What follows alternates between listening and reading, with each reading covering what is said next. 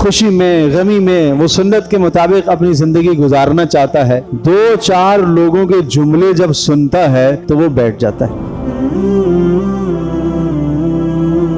ایک اصول زندگی کا ہمیں یہ ملا کہ اگر آپ درست چل رہے ہیں، آپ ٹھیک چل رہے ہیں، آپ صحیح ہیں، آپ نے قرآن و سنت کو سمجھ کر فیصلہ کیا کہ آپ صحیح راہ راست پر چل رہے ہیں، تو پھر معاشرہ سارا کا سارا ایک طرف چلے، آپ اکیلے بھی چل رہے ہوں جب بھی آپ کامیابی کی راہوں پر ہیں۔ یہ رسول اللہ صلی اللہ تعالی علیہ وسلم نے اپنا مزاج مبارک بنایا۔ آپ نے یہ نہیں دیکھا کہ لوگ کیا کہیں گے۔ آج ہم اپنے ماحول اور معاشرے میں بھی دیکھتے ہیں، ایک آدمی دین پر چلنے کی کوشش کرتا ہے اور سنت کے مطابق زندگی گزارنے کی کوشش کرتا ہے، اور خوشی میں غمی میں وہ سنت کے مطابق اپنی زندگی گزارنا چاہتا ہے، 2-4 لوگوں کے جملے جب سنتا ہے تو وہ بیٹھ جاتا ہے۔ ذرا سی کہیں سے کوئی آواز آئی، لوگوں نے کوئی طنزیہ جملہ کہہ دیا، دل چھوٹا کر کے بیٹھ جاتا ہے۔ رسول اکرم صلی اللہ علیہ وسلم کا مزاج مبارک ایسا نہیں تھا۔ آپ علیہ الصلوۃ والسلام میں استقامت وہ اعلیٰ درجے کی استقامت تھی کہ جب ایسے حالات آگے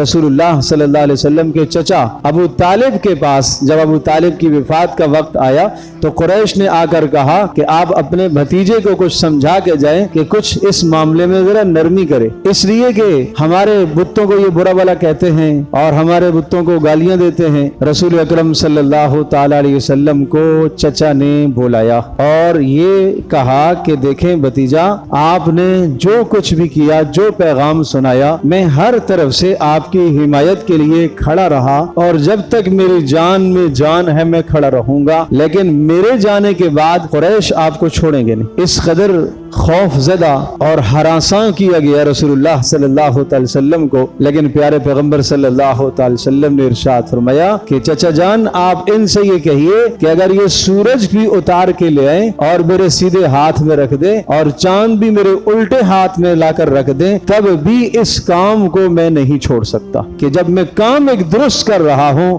حق پر چل رہا ہوں، تو میرا کوئی ساتھ دے یا نہ دے، سارا کا سارا معاشرہ میرے خلاف ہو جائے، مجھے یہ مقصد، یہ ہدف جو اللہ کی طرف سے مجھے ملا ہے، میں اس کو چھوڑنے والا نہیں۔